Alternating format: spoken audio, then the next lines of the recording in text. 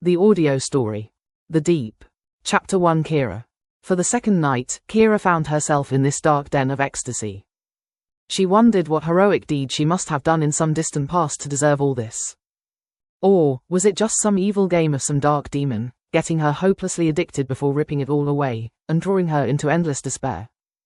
Who cares? For now, she was here, willing to trade all her tomorrows for one more night of bliss.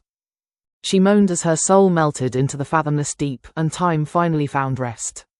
It was right there, behind her all along, forever waiting for her to turn around and see it, the unknown sea that cannot be seen.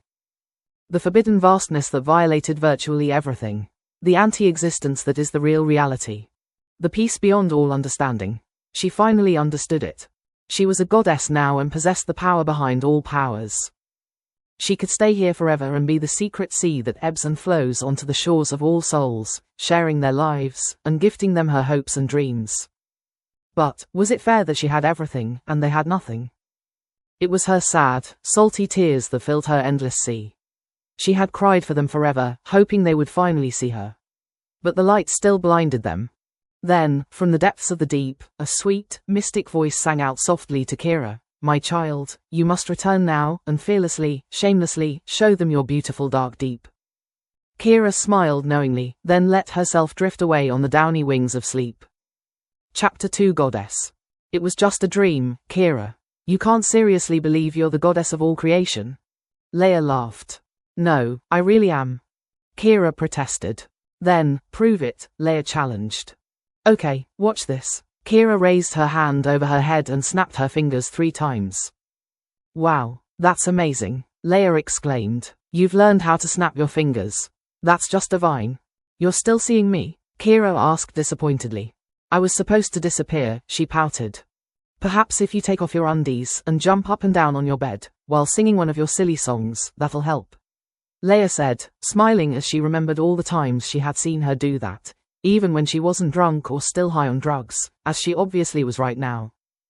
Good idea. Maybe I can levitate. Keira shed her sexy black bra and panties, jumped up and down, and sang, fly, fly, like a bird on high, all feathers, no down, but she kept coming back down, anyway. What's wrong, I wonder? She sighed. Maybe if you move to Australia? Leia suggested, smirking and shaking her head. Don't be funny, I really am a goddess. Keira asserted. Something's just wrong. That's what I'm thinking, Leia sighed, and flushed the remaining sky-high weed down the toilet, regretting ever having introduced it to drug virgin Keira. No, stupid, Keira exclaimed. How could you do that? Because I'm your friend, Leia said. Get dressed, let's go for a walk in the park. You need some fresh air and sunshine. Sunshine? Somehow that sounded scary to Keira. That's it, she exclaimed. Maybe my power only works in the dark. Yeah, when no one can see that it's not working, Leia laughed. I wonder how I can get rid of the light. Keira pondered. Have you tried closing your eyes? Leia suggested. No, I'm thinking about the sun, and how to turn it off, Keira said. Well, my dear goddess, I don't think that's such a good idea. I can't afford a tanning salon, Leia laughed. You don't believe me, do you? Keira sighed. No, my dear. You're not a goddess, you can't disappear, or levitate, or turn off the sun. You're just having an Alice down the rabbit hole episode. Come back from Wonderland, my dear, Leia laughed, as she held Keira's hand tightly, leading her through the campus flower garden, and wondering how long her took after effects might linger. Leia had heard that drug-induced psychotic breaks could sometimes be permanent. How long will Keira's goddess delusion persist? She wondered. I'm going to have to check with Carl. He was an A+ medical student before he switched to theoretical physics and started amazing the professors there with his piercing insights and radical ideas. He had warned me about that sky-high genetically altered strain, saying it was new and still experimental. I should have listened to him. Chapter 3. Carl. Carl, this is Keira. Leia started the introduction, then paused as she watched them with curiosity. They both just stared at each other, then slowly raised their hands, palms facing each other, then froze like that, standing a few feet apart. Ahem, Leia cleared her throat. No response, so she reached out her hands to them. That was a near-fatal mistake. She became the short circuit across a 1,000,000-volt charged capacitor. They both instantly snapped out of their trances and caught Leia's arms before she collapsed to the ground. What the freak? Leia screamed. Are you guys aliens? Then her vision went foggy and she fainted. When she returned to consciousness, Keira was kissing her, and Carl was caressing her boobies. "Is this a threesome?" she asked weakly, trying to remember what was going on. Keira and Carl looked at each other and blushed. "Well, don't stop," Leia moaned. "I think I'm starting to enjoy this." Then she looked around and exclaimed, "What are we doing out here on the grass?" "Don't you remember what happened?" Carl asked. "Well, we were coming to meet you, then." She paused and said, "I don't remember anything else. It's a hot and humid day. You fainted, and then stopped breathing, and your heart stopped beating." Keira said, "We were giving you CPR, and now you're back with us." "Oh," Leia sighed, somewhat disappointed. "So, I guess you two have met?" "Yes, indeed," Carl answered, staring deeply into Keira's eyes and smiling. "Oh," Leia repeated, somewhat jealously, as she watched Keira staring back into the depths of Carl's eyes. Then she chuckled, "So, is Keira crazy, or is she the goddess of the universe?" "Perhaps a little of both, but she's recovering quickly," Carl said, then admonished Leia. "I told you not to mess with that sky-high new weed strain." "Didn't it affect you, too?" "Just the usual, nothing special," she answered, then pouted, "I guess I'm just not goddess material." "Maybe your fainting was a delayed reaction," Carl suggested, burying the truth further. "Yeah, maybe," Leia answered, somewhat suspicious of his explanation. "Well, let's get you back home," Keira said, helping Leia to her feet and waving bye to Carl. "So, do you like him?" Leia asked. "He's a bit strange, isn't he?" "He's nice," Keira said simply, "and he gave me his phone number." "I should charge you a matchmaking fee," Leia laughed, but she was genuinely happy that her wallflower roommate was finally starting to bloom. Chapter 4: Moving in with Carl. It took Keira only one day to find Leia's new soulmate roommate. Keira was going to move in with Carl, and she didn't want Leia to feel abandoned. Leia loved her new roomie so much that she wondered how she'd ever lived without her. So, she was okay with Keira leaving, but she was still somewhat concerned about her. She was so naive and innocent. But she knew Carl would take good care of her. And, after all, what did she have to worry about? Keira was the goddess of the universe, wasn't she? Leia smiled. Carl didn't bother getting Keira her own bed. He decided his bed was big enough for both of them, and they could always stack up if necessary. Boys tend to think like that. Girls sometimes do, too. The relationship between Keira and Carl was hard to define, even for them. So, they decided to write a story together about themselves, the world around them, and their place in it. It turned out to be a scientific thesis that they titled Quantum Resonance. It knocked the scientific world off its feet. Some claimed they were New Age scientific prophets. Others said it was all just a sci-fi fantasy, with no basis in reality. Shortly after its publication, Keira and Carl suddenly disappeared from public view. They had gotten a visit from a secret government agency that made them an offer designed not to be refused.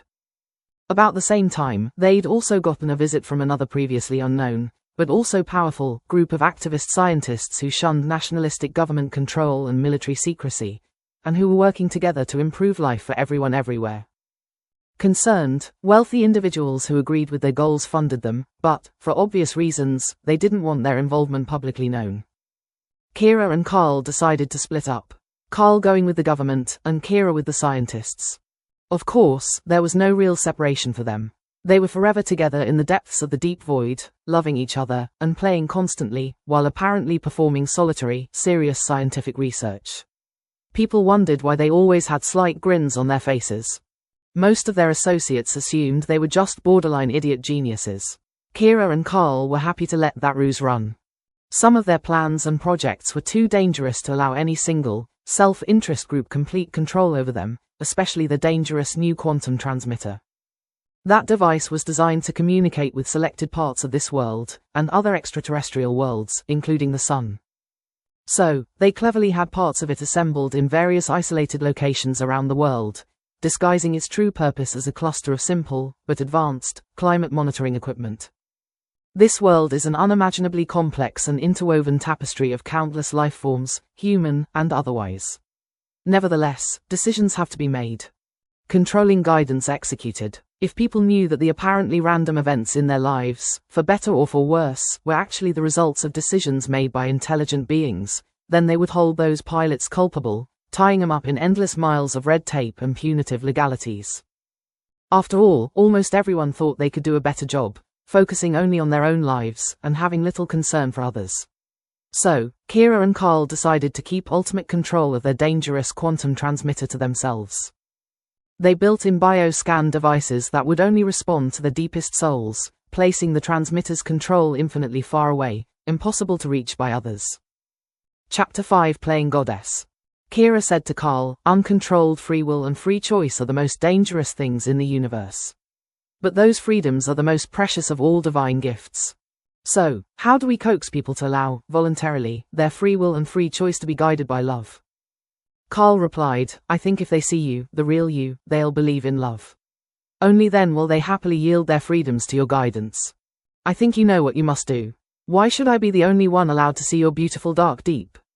I'm willing to share you with the rest of the world.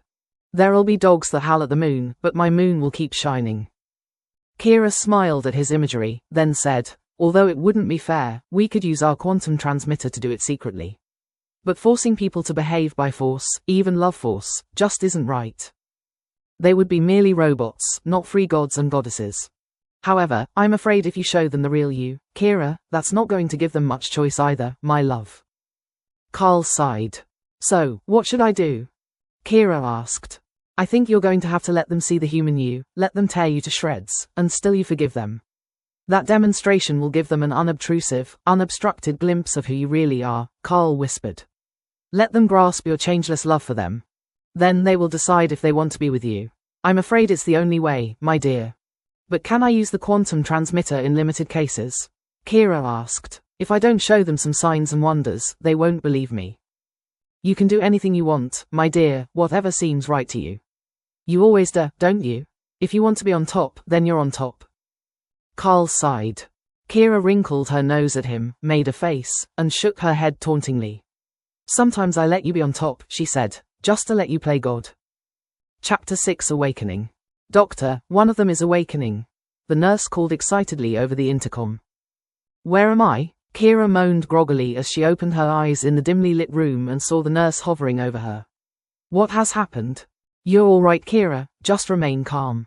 The doctor is coming. He'll explain everything to you," the nurse assured her. The doctor entered the large, long room that housed scores of beds, cradling eerily quiet patients. He scanned Keira's biomonitor, then focused on her. "Welcome back, Keira. You smoked a very dangerous, experimental drug and have been in an unresponsive coma for almost 5 months now. How are you feeling?" "Okay, I guess. Has it really been 5 months?" she asked. The doctor picked up Keira's chart and said, 147 days, to be exact.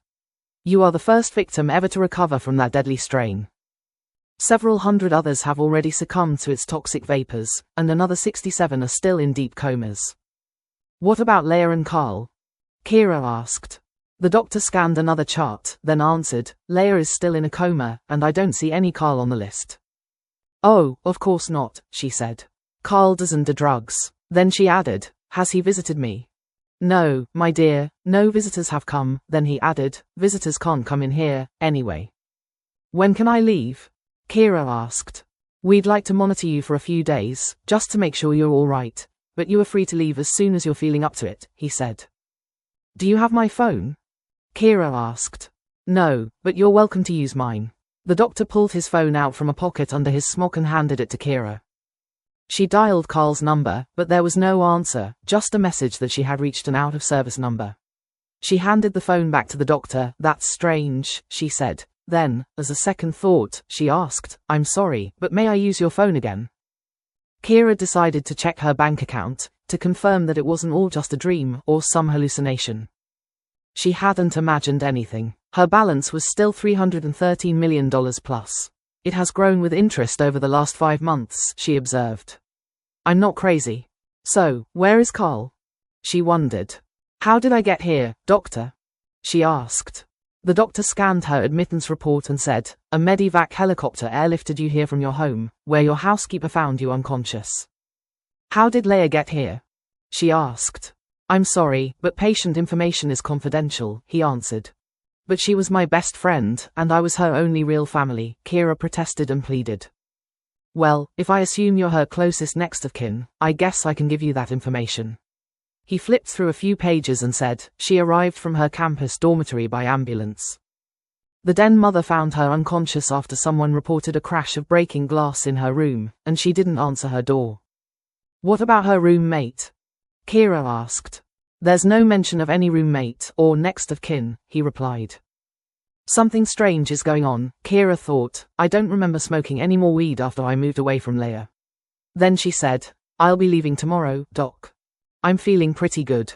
Chapter 7 Lost in Space. Keira was crying on her pillow. Carl, where are you? I can't feel you anymore. I don't know what to do. You know what to do, a ghostly voice spoke, drifting distantly through her mind. Carl, is that you? Keira whispered hopefully. No answer. Keira started sobbing again, weakly calling, Carl. Carl, Carl. Her heart felt like it was going to burst. I don't think I can go on without you.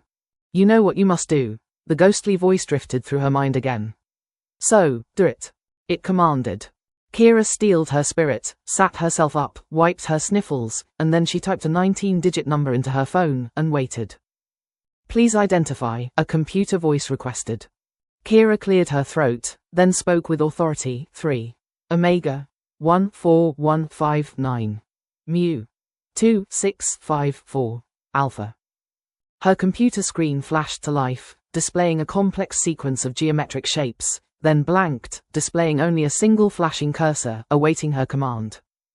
Keira reached into a drawer, opened her jewelry box, and pulled out a parting gift that Leia had given her, a little golden angel on a thin golden chain. She raised the lid of a transparent chamber, deposited the necklace in it, and said, Analyze non-Keira DNA, identify the host, confirm it's Leia, and find her resonant vector. About 10 seconds later, after performing several trillion complex calculations, the AI voice spoke calmly and clearly, Resonant vector found and connected, please specify action. Keira hesitated, uncertainly. The ghostly voice in her mind insisted, do it. Keira sighed, then commanded, kill her, rebuild her body, then resurrect her. An alarm sounded in the hospital's coma dormitory. We've lost another one, the nurse reported sadly. It's Leia. Damn, the doctor exclaimed. I had hoped she'd gotten a weakened strain, like her then roommate, Keira. Suddenly, Leia's heart monitor started beeping again. Doctor, she has snapped back and is regaining consciousness, the nurse reported excitedly. Chapter 8 Birthday Present. The chief physician finished reviewing all the results of the many medical tests performed on Leia and exclaimed, Leia, you've made a remarkable recovery. I can sum it up using the description of your blood test technician, perfect. Your friend Keira is waiting for you in the lobby. She's going to drive you home. Leia and Keira shared a big hug, and Leia asked, so, you finally learned to drive and got your license? What else could I do, since you weren't my personal chauffeur anymore? Keira laughed. Where are you parked? Leia asked. Oh, just around the corner, Keira answered. Flying frisbees, Leia suddenly exclaimed. Look at that Zumo Alto. I didn't think they were even street legal. Over 2,000 horsepower and a track speed of 369. I'd like to be the lucky devil who owns that. Well, you are, Keira said with a smile. Happy birthday, Leia, and she tossed her the key. What? How? Leia stammered. I'll tell you everything when we get home, Keira said. I'm not parking this in the college lot, not unless I sleep in it, surrounded by armed guards. Leia declared. No, we're going to my home, and now yours, too, Keira said. We're going to be roomies again, she smiled. Here's the address. Do you think you can get us there in one piece? I'll try, Leia said. Fasten your seatbelt. It's amazing how a Zumo Alto can outrun police cars and even helicopters. Leia exclaimed as she slid her new birthday treasure into the disguised underground parking lot of her new home. Keira, somewhat breathless, and still shaking nervously, said weakly, yeah, I have to go pee.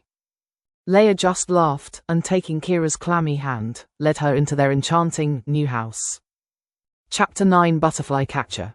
After Keira gave Leia the grand tour of her new home, the secret garden, the sandy beachfront, the library, den, kitchen, laundry, dining room, gymnasium, glass-domed indoor pool, and finally her luxurious private bedroom and bathroom, Leia asked, where's your bedroom, Keira? Oh, I'm just across the hall, and she showed Leia her bedroom. Leia looked around and said, my bed will fit in right there, beside the window. I don't want to be alone. It took the two of them a bit of pushing and pulling, but they finally got Leia's bed into their new, shared bedroom. Which side of the medicine cabinet and clothes closet is mine? Leia asked. Keira sighed and said, take your pick, Rumi. It's going to be just like old times. Leia exclaimed. Well, there are definitely some differences now, Keira said, but we'll get to all that tomorrow. After a fun-filled first night of reminiscing, music, laughing, brushing each other's hair, test bouncing on their beds, and even a brief pillow fight, both girls sank into deep, sweet sleep. Following their sumptuous breakfast the next morning, Keira smiled enigmatically and said, time to get down to work. Follow me, and I'll show you some parts of our house you haven't seen yet. Keira walked up to the stone wall beside the den fireplace and placed both of her hands on it. An invisible infrared laser beam scanned her eyes, then a voice spoke, good day, Keira. Can you tell me today's password? Is it, password? Keira asked. No, I'm afraid it's still not, password. If it were, don't you think I would have changed it by now? The computer asked. We like to mess with each other. Keira explained, smiling at Leia. Computer, this is Leia. She signaled to Leia to come over and put her hands on the wall. Good day, Leia. Please look straight ahead. The computer scanned her eyes and stored her photo and handprints. Do you have a favorite password that isn't password? It asked. No, Leia answered, dragging it out a bit. That's a good one. Nobody would think of that. You girls are so clever, the computer said wryly. Okay, playtime's over. Let us in, Keira sighed. Yes, mistress, the computer answered, and the wall moved inward, then to one side, revealing an elevator chamber that took him down about 500 feet. The laboratory looked like something out of a sci-fi movie. Wow, what is all this stuff? Leia asked, unconcernedly running her hands across equipment that was obviously active, and possibly lethal. Don't touch that. Keira intercepted her hands, then added, not unless you want to end up somewhere far, far away, possibly not very nice. Oh, Leia sighed, so, what is all this stuff? Have you ever caught butterflies? Keira asked. No, I wouldn't want to hurt them. They're so beautiful and free, Leia answered. Have you ever heard of the butterfly effect? Keira continued. Yeah, the one about Australian butterflies causing Atlantic hurricanes, she answered, everyone knows that one. Yes, but few people actually believe it, Keira said, even though it has a scientific basis. It's very unlikely, but definitely possible. Keira continued her explanation. Moving systems are complex and unpredictable, and sometimes the tiniest change produces a colossal, world-changing effect. Carl and I have created a device we call a quantum transmitter. We designed it to contact distant places on this world, and other worlds, including the sun. We didn't anticipate it working as a receiver as well. A receiver that identifies butterflies, the ones whose tiny flapping wings can alter anything, or even everything. We're going to train you to be a butterfly catcher, Leia. Exactly who are you referring to when you say, we? Leia asked. Is Carl involved in this? He was, originally, but he disappeared while I was in my coma. I haven't been able to locate him yet. But there's another expert trainer who is going to get you ready to deal with tricky butterflies, Leia. You'll meet her tomorrow. You'd better get a good night's sleep tonight, Keira advised. Chapter 10 Trainer. The next morning, at breakfast, Leia sighed and said, do you know who I really miss? Who? Keira asked. Melissa, my new roommate you found for me. We were becoming such great friends before all this coma stuff, and now she has disappeared. Leia sighed. I wonder where she is. Well, I'm sure she'll turn up sooner, Keira smiled enigmatically. Just what does that mean? Leia asked. It means she's waiting for you at the pool. She's your new butterfly trainer, Keira grinned. Leia ran to Melissa so fast, and hugged her so hard that they both fell into the pool and spent the next 10 minutes underwater, kissing. When they finally surfaced, Keira clicked her stopwatch and said, wow. 10 minutes underwater, that's a good start, but you're going to have to last a lot longer than that if you're going to catch the mermaid butterfly you're going after, Keira announced. What? Leia protested. Things are happening too fast. Zumo Alto, my dear, Zumo Alto. It's going to get worse, much worse, I'm afraid, Keira apologized, then said to Melissa, show her. Leia almost fainted when Melissa went all shimmery and then a pair of beautiful, diaphanous angel wings extended from her back. What the freak? Leia exclaimed. I knew you were all aliens. Of course, Melissa said, I come from the sun. I'm your soul angel, my love. Leia hugged her close, but delicately, trying not to crush her pretty wings, and exclaimed, "Flying frisbees. I'm in love with an angel." Then she added, "This is my best day ever. I mean, really, really ever." Chapter 11: How to Catch a Mermaid. Leia and Melissa spent most of the next week, either in the pool or under the ocean. They were both learning how to interact with each other so they could stay underwater longer. Melissa learned a new trick with her wings. She discovered that when Leia was with her, she could form her wings into a bubble around them, a kind of diving bell. Then they could stay underwater for a pretty long time, certainly long enough to catch one little mermaid. Leia thought, "I think we are ready," she announced to Keira. "Well, let's see. I'll be the mermaid. Catch me," Keira exclaimed, and dove into the pool. Keira was kicking and splashing, but Leia managed to drag her into their bubble, where Keira then pretended she was choking and dying of asphyxiation, like a fish out of water. "Oh. Yeah, we forgot about that," Leia sighed. "Keep working on it, I'm sure you'll come up with something," Keira said, then added, "But we don't have forever. If we don't catch her in the next 3 days, it'll be too late." Leia said to Melissa, "It would be so easy if I could just wear diving gear, but Keira says only our bare bodies can go through the quantum transporter." "What should we do, Melissa? Got any more tricks up your wings?" "Tricks up my wings?" Melissa repeated, pondering. Then it dawned on her, "You're mostly water, Leia. We could put the mermaid inside you." "What?" Leia exclaimed. "How big is a mermaid?" "Oh, don't worry about that," Melissa said. "Space is stretchy and shrinky. I can make a little condensed space bubble inside your womb, and you can be her temporary mother." "No sweat." Leia started perspiring, just thinking about it. "Wait a minute," she exclaimed. "Why don't we put the mermaid inside you instead?" "Don't be silly," Melissa said. "I'm an angel. I don't have a womb." Leia was so flustered, she failed to ask the obvious question. "Then where do angels come from?" When they told their plan to Keira, she said, "Good idea, but I don't think we'll test that one on me." She smiled. "I'll send you tomorrow." Then Keira wondered if tomorrow was giving Leia too much time to think and worry about it. But then she thought, "Oh, they'll be all right. What can go wrong?" Chapter 12: Little Surprises. Early the next morning, Keira positioned Leia and Melissa on the transporter platform and explained the plan to them. "First, the computer is going to beam you into our pool where you can get everything ready, establishing your air bubble around yourselves, and preparing to net the little mermaid inside your shrinky space bubble. Then, the transporter will beam you to her location, where, if you're fast, and having the element of surprise, you should be able to catch her. Once you've encapsulated her, and the water surrounding her, shrink her down and place her inside Leia's womb for safekeeping during your transportation back. After you're home, the computer can analyze the water she's in, and duplicate its chemistry for her new temporary dwelling in our pool, and it can determine what kind of food and any special atmosphere she needs. Then Melissa can remove her from Leia's womb, restore her size, and set her free into our environmentally friendly pool. It'll be a piece of cake." Keira smiled. "What have I gotten myself into?" Leia wondered. Melissa squeezed Leia's hand. "Don't worry, my love, it'll be fun. Keira has already transported me several times. It's easy." Then, as an afterthought, she added, "Just try not to throw up on my wings."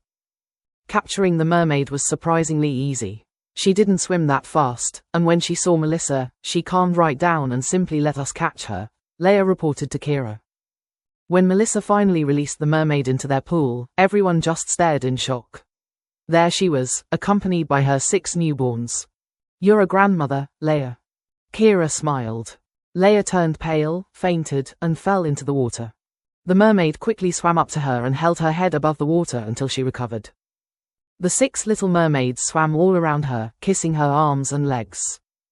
Leia playfully wiggled her fingers and toes at them and sighed, "Well, I guess being a grandmother won't be so bad. It might even be fun." Keira and Melissa just smiled at the enchanting scene. "Pretty good for her first time," Keira said proudly. "Yeah, but I think I'm going to have to live with a waterlogged girlfriend for a while," Melissa sighed.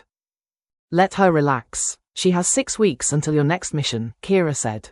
"That one won't be so easy." Chapter 13: The Mermaid Pod. There's a well-known saying, adaptability is the key to survival. It turns out that mermaids are the most adaptable creatures ever. It only took them about a day to adapt to Earth's environment, at least the environment inside their house. Then, when Keira slid the pool's glass dome open, they were so happy to splash in the sunshine and fresh air. Every day, Leia would swim with him until she got all wrinkly, sometimes much longer. You know, I think I'm beginning to understand their clicks and squeaks, Leia announced to Keira and Melissa. What are they saying? Keira asked. Well, mostly they are just laughing at me. However, when we're playing tag, they talk to each other, forming group strategies to trick and avoid me. They're a bunch of little devils. Leia laughed. But I love them. I even think they're starting to understand me. I explain the rules of new games to them, and they catch on right away. And they're growing so fast. Have you noticed they're starting to breathe the air? Melissa asked. Yes, our games are no longer all underwater, Leia said. We're even having slashing contests, and 7 against 1 isn't fair. When are you guys going to join my team? So, everyone entered the daily fray of the pool party, and it was so much fun. When one of the little mermaids unexpectedly exclaimed, Leia. Leia almost fainted. Yes, my name is Leia. Do you have a name, darling? She asked. The little mermaid squeaked, Ray, L. The 3 girls just stared at her, then Melissa suggested, I think she said Ariel.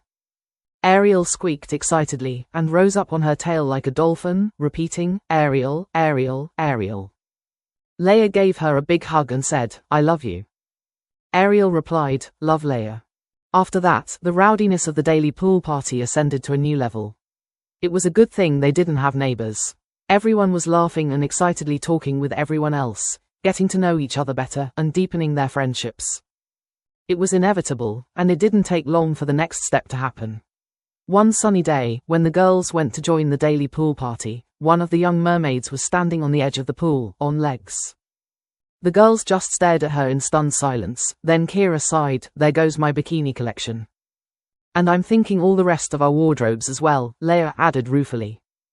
The daily pool parties soon extended into evening video parties. They started with the Little Mermaid movie, of course, then moved on to the Barbie Mermaid movies, then Aquamarine, and Splash, then the 2 series, H2O Just Add Water, and Mako Mermaids, then on and on and on. It seemed like there was no end to imaginary mermaid movies. The 7 mermaids had a hard time believing they were the only real mermaids on Earth. Then why are there so many stories about us? Ariel asked. Good question, Leia answered, and looked to the other girls for help. Melissa looked at Keira for permission, and Keira nodded, okay. Melissa said, a long time ago, there were mermaids in Earth's oceans, but they evolved quickly, first growing legs, then wings, and eventually, they even learned how to fly through space. The mermaids finally abandoned Earth when the unkind, dangerous humans started hunting them. They moved to the sun. My ancestors were mermaids, Melissa concluded. But humans are kind and friendly, Ariel said. Sadly, not all of us, Keira replied. Oh, Ariel answered, and the mermaid girls all exchanged glances. Well, we won't fly away from you, Ariel promised, suppressing the wings she could feel budding from her back. The other mermaid girls did the same, and they all rushed over to Leia and gave her a big group hug. Melissa and Keira just raised their eyebrows at each other, knowing that sometimes the best promises must be abandoned. Chapter 14 Computer Meets Ariel. It was difficult to fluster the computer because it contained in its vast, almost unlimited memory, the records of every human endeavor, personality types, psychology, athletic activities, art, literature, military strategies, medicine, science, mathematics, philosophy, religion, dreams and desires. All its motives and skills. Virtually everything ever done, or imagined, and recorded by humanity so far. But that never stopped Keira from trying to tease it. She lined up the 7 mermaids in front of the stone wall beside the fireplace, and had them all put their hands on it. Then Keira said, Good day, computer, this is Ariel. Keira sensed an ever so slight delay in the computer's response. You are all Ariel? It either asked or exclaimed. Keira wasn't sure which. We are, all the mermaids answered together. There was another tiny pause while the computer reorganized its memory structure to classify this new anomaly. 7 discrete entities, all with the same biosignatures and names. It's a potential security nightmare, it thought. How should I address you, as Ariels, or just Ariel? Computer asked. Either way, Mother Ariel answered, we are all one and the same. Do you have a preferred password? Computer asked. Yes, we do, it's slimy swordfish sex #/77 times 73113, the mermaids all answered together. Finally, a real, high-security password, the computer thought, and then said, "Bravo, bravo, Ariels, you could teach the other girls a few things about security. You now have access to all regions of the house and beyond." Chapter 15: The Internet. Keira's bedroom looked like a Navy dormitory. She had bought temporary hammocks for the 7 mermaids because they all wanted to sleep with Leia and Melissa in her bedroom. Meanwhile, highly skilled, crafty construction robots were expanding and remodeling Leia's original bedroom to make it comfortable for 9 girls. When their spacious, luxurious suite was ready, Keira finally got her bedroom back for herself, and for Carl, if she could ever find him. Once the mermaids discovered the vast internet world, the optic fiber line feeding their house soon became swamped to its limit. 7 ultra-speed internet stations, all with immersive AI headsets, became the mermaids' new babysitters, night and day. Parental guidance didn't exist, since they all considered themselves grown-ups already. The whale's share of all internet traffic is porn-related, and most of that is violence against women, or mermaids recently become women. When Leia found out what they were watching, playing, and starring in, she had Keira kill their internet connection while she sat them down for a grandmotherly talk. "You're all carrying on like adolescent girls," Leia began, but remembered that they had only just become girls a few weeks ago, and wondered how many mermaid years there were in a human year. Maybe they really were still adolescents. "But we want to pay our way," one of the Ariels stated. "And we've made a ton of money already." Leia wondered how much, but then she remembered her task. "Money isn't everything, you know," she admonished. "But we all wanted sports cars like yours," Ariel explained, "so we've each bought one. They're all going to be delivered next week. Mine's a gorgeous hot pink color, not slime green, like yours." "That's classic British racing green," Leia said defensively, then added, "You could have just borrowed mine. But we don't know how to drive yet, and we didn't want to scratch yours." Ariel explained. "Flying frisbees, you had better not scratch mine," Leia warned, her heart racing. Then she took a deep breath, exhaled and cooled down. She continued her lecture, "Too much sex will make you go blind." She warned, but then wondered if that was just an urban myth. "We're not having sex," Ariel protested. "It's just our sexy twin avatars that are allowing themselves to be captured, raped, and tortured by all the guys in the game. Guys are paying a lot for that. But that's nothing compared to how much our siren songs are bringing in. Our agent got us a contract deal of $10 million for every one of our songs that climb the charts to the top 10 positions. We've each got at least one of our siren songs there right now. And if our sultry, seductive twin avatars pose near naked for the CD cover, we get another $3 million. All the Ariels smiled proudly, innocently. "Oh, I guess that's okay then," Leia said, then realized what she was condoning, and asked, "What if those guys from the game then go out into the real world and capture, rape, and torture real girls?" The Ariels all looked at each other. "Why would they do that?" Ariel asked. "I don't know, maybe their internet connection is down and they can't get into the game," Leia said, then wondered if the shutting down of the mermaid's internet connection was going to result in a rash of kidnappings, rapes and murders of innocent real girls. "Help me out here," Leia pleaded, looking at Keira and Melissa. "I was wondering how deep you were going to dig yourself in." Keira laughed, then waved her hand to Melissa, inviting her to chime in. "Guys have a hard time grasping reality," Melissa said.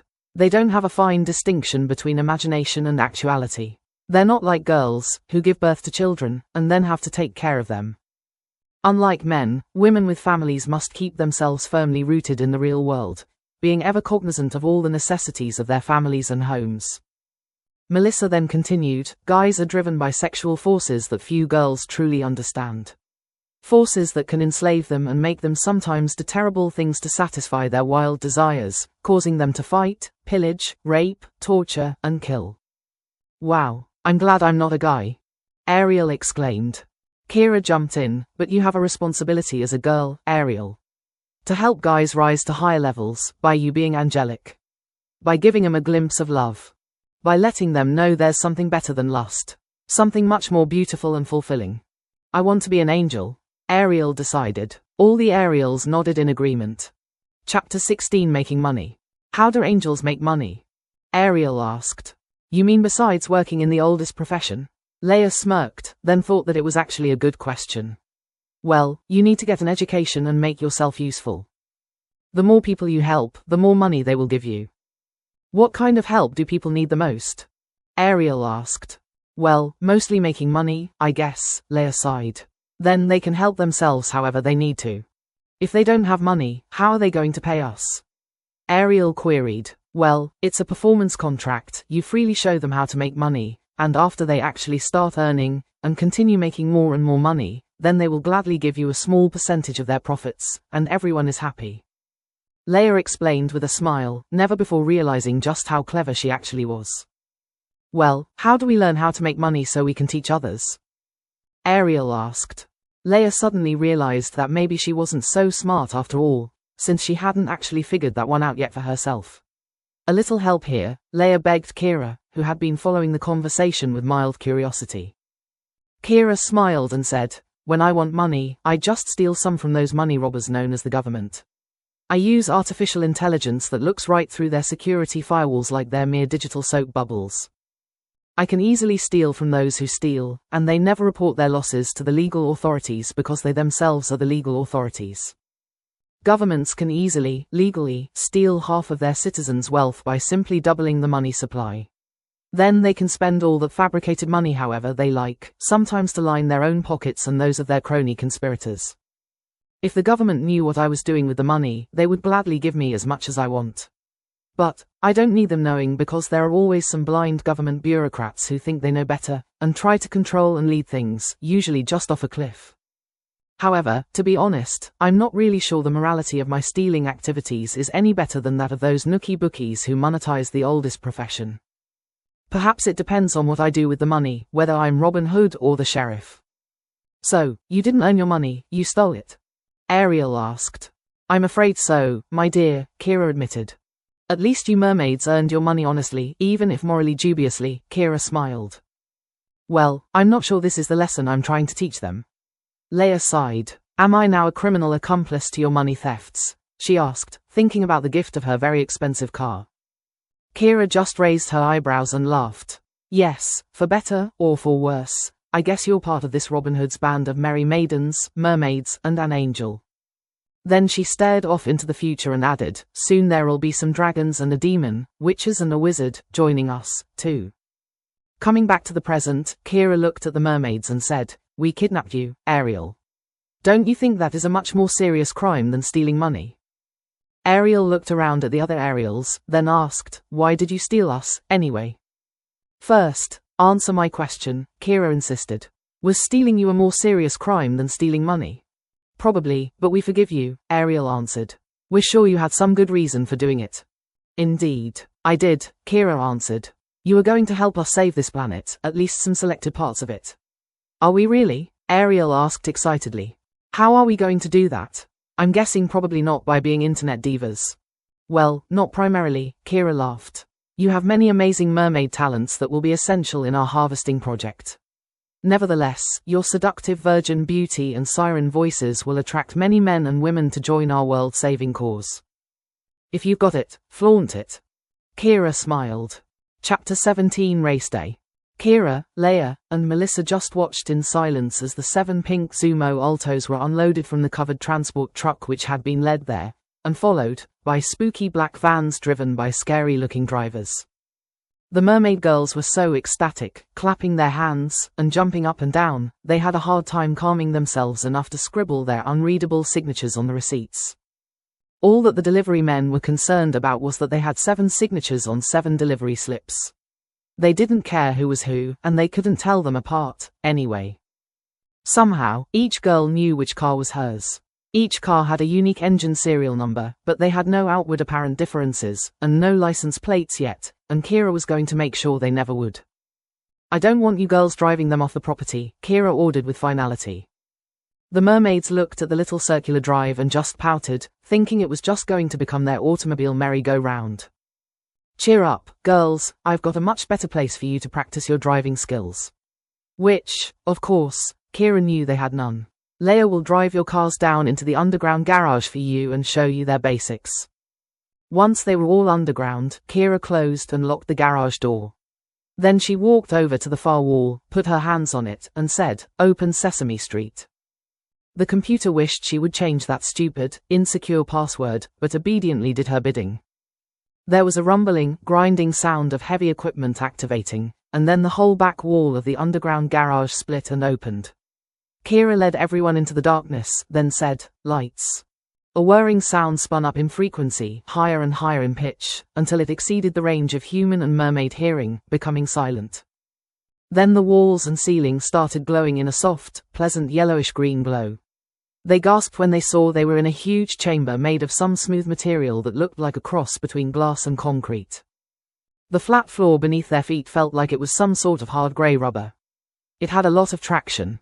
Like the arms of an octopus, the main chamber split off in the distance into an array of smaller, but still quite wide, passages. Keira gave each girl a small, lighted tablet with an active map on it that would show them where they all were in the many miles of maze, and which allowed Keira to monitor their travels and progress. "Keep an eye on him, computer, and have the rescue truck ready, just in case," Keira ordered, then added, "Don't give them access to the network beyond Zone 1. "Yes, mistress," the computer said, then thought, "as if I don't have enough to do, without being a babysitter and tow truck driver." But it was just grumbling, out of habit, whenever it conversed with Keira. It actually thought taking care of the young mermaid girls would be fun. "I want you girls to limit your speed.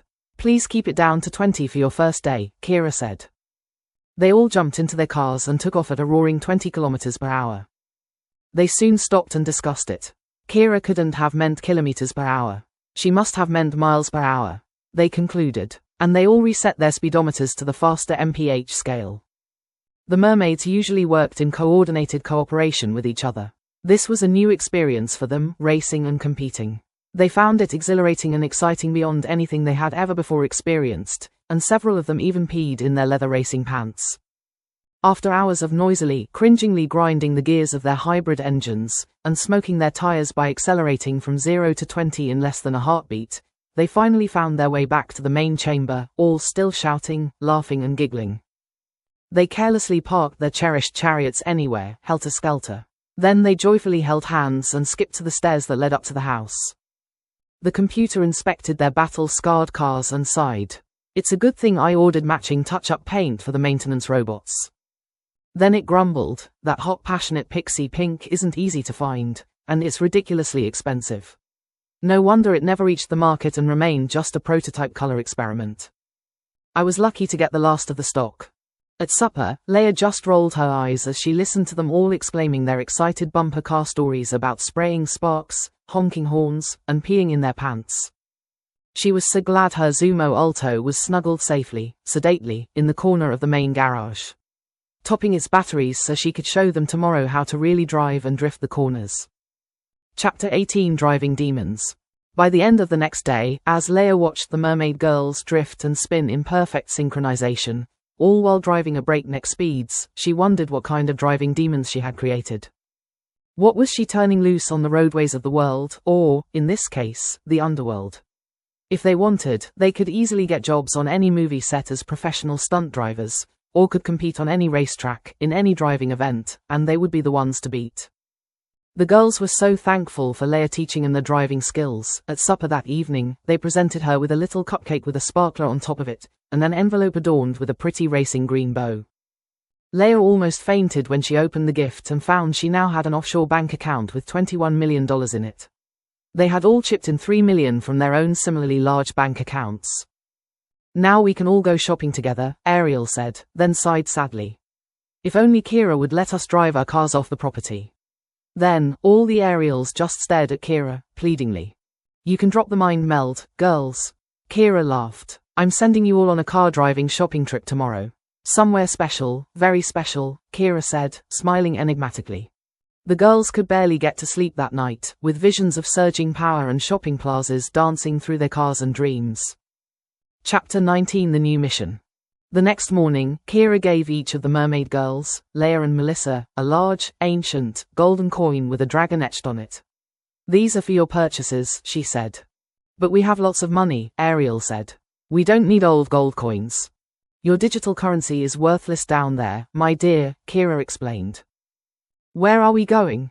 Leia asked, an uneasy, butterfly feeling forming in her stomach. "It's just another butterfly effect mission," Keira smiled reassuringly. "It shouldn't be too hard." She crossed her fingers behind her back. You each just have to get a small item. Here are their titanium graphene super strong cages for their transport. Don't try petting them until you get them back home and I've talked with them. And be sure not to stick your fingers through the holes in their cages, she warned. Melissa, you'll have to carry 2 cages on your lap, but you'll be fine. Exactly what creatures are going in the cages? Leia wanted to know, speaking for everyone. Just some harmless baby dragons, Keira shrugged nonchalantly. They can't even breathe fire yet. You'll be okay. Just keep your heads respectfully bowed and avoid eye contact when talking to the demons, Keira added, as if that advice was merely an inconsequential afterthought. Then she made one final suggestion. You might want to use the toilet before you go. Chapter 20 Dragon Butterflies. When the girls went down to the underground garage the next morning, they found their cars all parked in a line. Leia's car was at the head and the mermaid girls' cars were behind. Each car had a new golden stencil on its hood, a dramatic picture of a flying, Chinese-style dragon, and on its 2 doors was the golden, official insignia of the goddess of the universe. These will give you authority to enter the Forbidden Zone, Keira said, and hopefully grant you a safe exit. She then handed Melissa something that looked like a cross between a gun and a sparkly gemstone amulet. Only use this if things go sideways, she instructed, and Melissa nodded knowingly. When you arrive at the portal, stop and maintain your line, then put your hazard lights on flash, and wait. If nothing happens after a few minutes, then, Leia, beep your horn 6 times. If there is still no response, then, Melissa, blow a small hole in their wall, to show them that you mean business, official business, and if they don't open up to you, then there will be consequences, serious consequences, Keira instructed. Your lifetime maps have been updated with a new route that will lead you into the Forbidden Zone, the demon dimension, Keira said, then instructed them further. When the demon opens its claw to receive your golden coin, just drop it into his hand, being very careful not to touch it. Then pass the cage to it, again being careful not to contact the demon. Good luck, girls, I'll see you all soon, Keira said with an encouraging smile, then thought to herself, hopefully. The girls snaked their way through the tunnels at a rather reserved speed of merely 100 miles per hour. The Ariels all wished Leia would drive faster. Once they got well out of sight of Keira, Leia surged to 300, apparently forgetting that Keira was still monitoring their progress. It took them about an hour to reach the down ramp into the Forbidden Zone. Leia slowed because the tunnel was narrowing, and it was no longer lighted with the usual soft, pleasant, yellow-green glow, but was now only dimly illuminated with an ugly, dried blood, reddish-brown twilight afterglow, and the smell of smoke filled the air. Soon, it got foggier and foggier, and the convoy was forced to crawl along at walking speed. Leia suddenly slammed on her brakes. She was face to face with a stone wall that had a foreboding, forbidding etching on it that unmistakably said, "Go away, while you still can." They flashed their lights. Nothing. Leia beeped her horn. Still no response. So Melissa finally blasted a rather large hole in the wall. There followed a demonic screeching scream, and the entry portal that had not been opened for several millennia, slowly, haltingly cracked open with a hiss of stinking, sulphurous gas. It crunched and crushed through the rubble left by Melissa's blaster. There was cursing in some strange language, and a large, terrifying demon emerged, followed by a smaller, not so terrifying demon who was pushing a small cart. The large, scary demon dragged its claw across the hood of Leia's car, leaving an ugly, deep scratch. Leia was just about to give it hell, but Melissa touched her arm and shook her head. Don't. When the demon saw the insignia on the car door, it suddenly froze and removed its claw from the hood. It grunted and held out its hand to Leia. She dropped their 2 golden coins into its clawed hand, then it bit down hard on 1 coin, and grunted with satisfaction. Then they passed their cages to the smaller demon, who accepted them without comment, and placed them on his cart. Once all the coins had been given, and all the cages collected, without incident, the demons staggered back through the opening. The girls were getting nervous. They had been just sitting there for about a half hour, and nothing was happening. Melissa was wondering if they needed another little reminder of their obligation. Then the little demon reappeared through the mist, pushing his cart, with the cages that were now visibly jostling. He politely distributed the cages back to the girls, and when he got to the final car, and passed Ariel her dragon cage, she touched his claw, looked up at him, smiled, and said, "Thank you." The young demon just stared at her. Then he turned and gazed back into the haze of the sulphurous opening. Looking back at Ariel, he reached out his claws and retrieved the cage. Then he hurried around to the other side of her car and hopped in. Cradling the cage in his lap, he stared pleadingly into Ariel's eyes. Ariel threw her Zumo Alto into reverse and screamed out of there a lot faster than they had gone in. All the others followed her. Once she was back in the normal tunnel, she spun her car around and led them home, driving faster than ever. Chapter 21 Dragon Talk. Keira had all the girls go into their common bedroom, sit themselves down on their beds, and place their dragon cages just in front of them. The young demon who Ariel had brought home with her sat beside her on her bed. Then Keira said, "Everyone just listen and watch without interruption. Some of what I'm going to say and do, you girls will understand, some of it you won't, but the dragons and the demon will get the message." Keira spoke with authority, lights, and all the lights went out. Then she said, "Fireplace," and the flames behind her started dancing. "Hotter," she commanded, and it blazed to maximum, a roaring inferno behind her, silhouetting her in her witchy black, airy dress. She slowly raised her arms out to her sides, her long, feathery sleeves draping like wings. She stood there impressively like some royal, dark demon, then clapped her hands together over her head, and bolts of lightning flashed from him, startling everyone. Even the little dragons, who had been restless until then, suddenly stopped fidgeting and paid attention. Then she spoke in a strangely resonant voice, each person and creature hearing her words in their own language.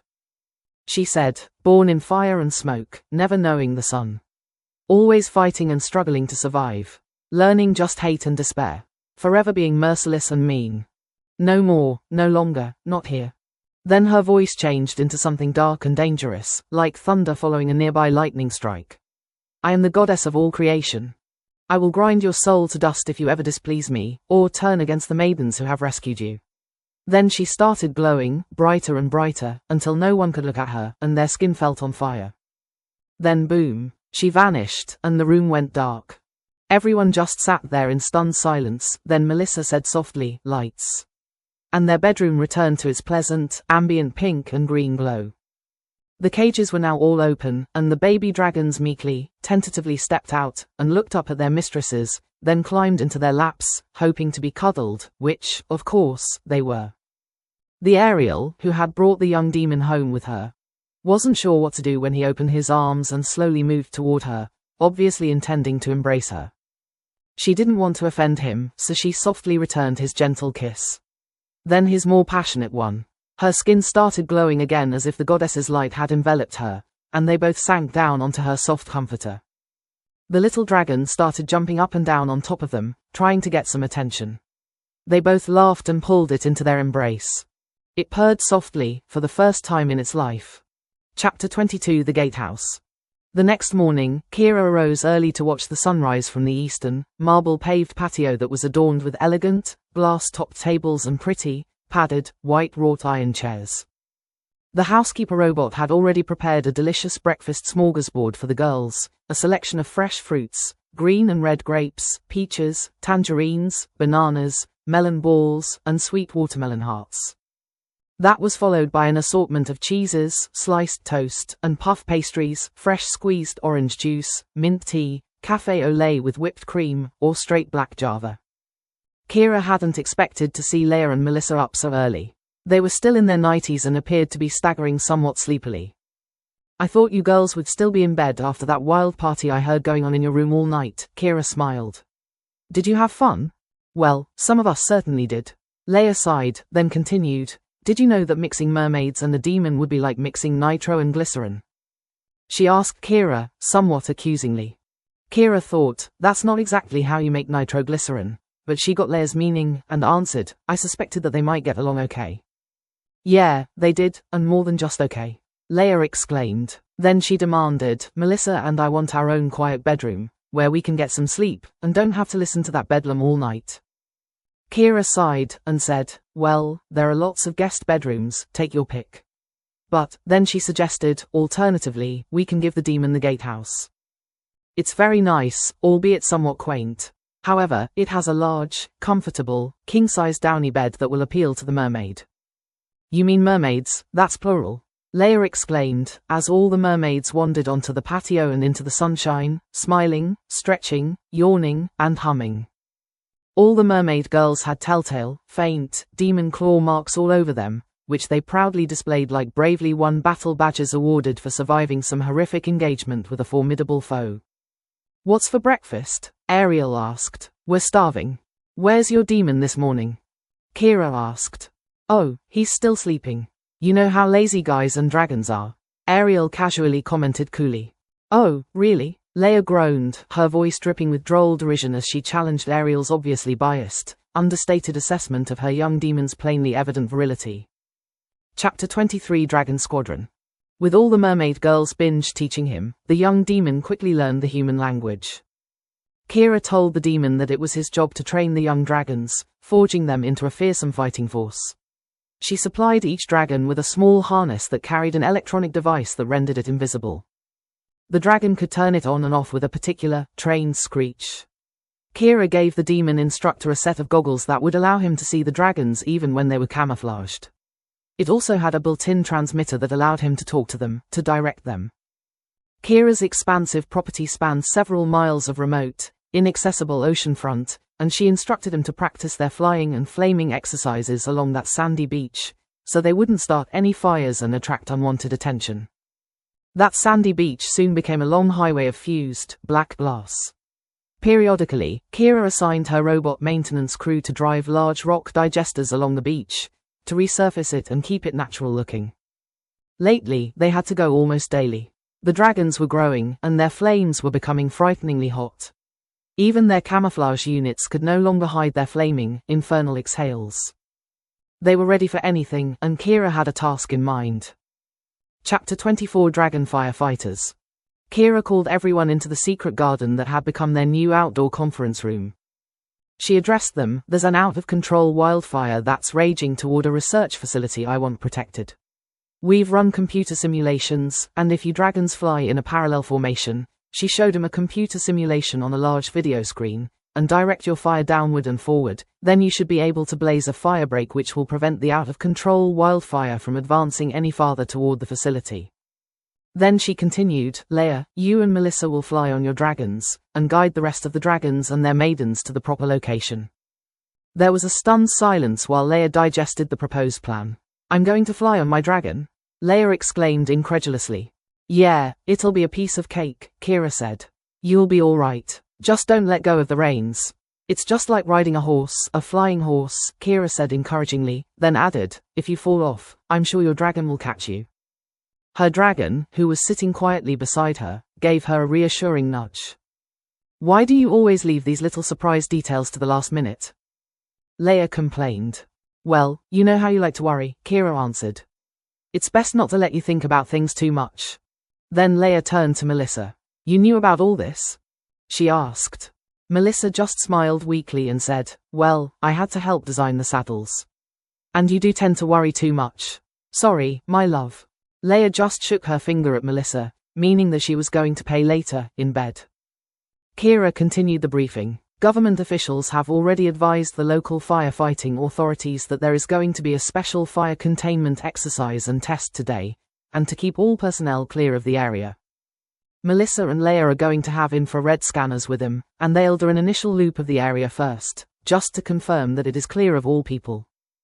In the unlikely event that stray civilians are in the area, the aerials will land on their cloaked dragons, then approach and inform them they are in a highly classified, no-go area, and need to be evacuated immediately for their own safety. They will then spray them with this knockout gas and have their dragons transport them to a waiting medical crew at this location." She pointed to a red circle on the map. "When they awake, they won't remember anything of the last several hours." Then Keira continued, "On the first pass, Leia's, Melissa's and 4 of the Ariel's dragons will blaze the initial path, which will be about 1 kilometer wide. They will instantly vaporize all burnable carbon on the path, creating a no-burn dead zone. Then, after the smoke has mostly cleared, the trailing 3 dragons will superheat the bare ground, creating an intense updraft of hot air that will cause high-speed cooler air to rush in from both sides and extinguish any peripheral fires that might have ignited, like blowing out candles. It'll be a piece of cake." "Yeah, a burned one." Leia thought, and asked, "Has anyone ever done this before? Aren't we going to get barbecued, too?" "Good question," Keira said. "You'll all be wearing these suits with air supply helmets." She reached into a box and pulled one out, holding it up for display. "Sexy." Leia said, but they look pretty thin and flimsy. They're made of a new, thermally non-conductive, basically fireproof nanomaterial. Then she signaled to Melissa's dragon to focus a narrow flame into the center of it. It instantly turned white hot, then Keira grabbed the hotspot with her bare hand and said, "See, it has no heat capacity, it doesn't store or transfer heat. You may feel slightly warm, but that'll be from your own body heat building up. As soon as the operation is done, you should unzip the front of your suit a bit, to cool down on your way home." Keira concluded the briefing, saying, "Demon and I will be monitoring the mission from the control center here. We'll inform you of any last-minute information or changes of plans. Get dressed. Demon will saddle your dragons. Good luck playing in the fires of hell," she smiled.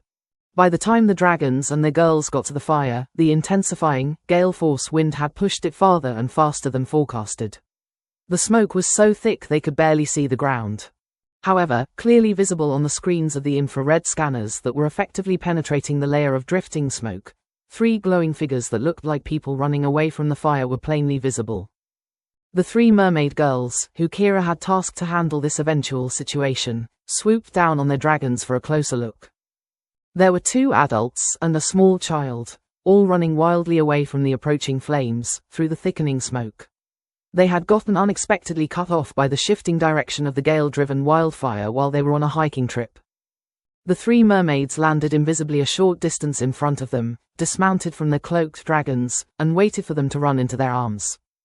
"Whoa there," Ariel said, "we're here to rescue you. You're safe now."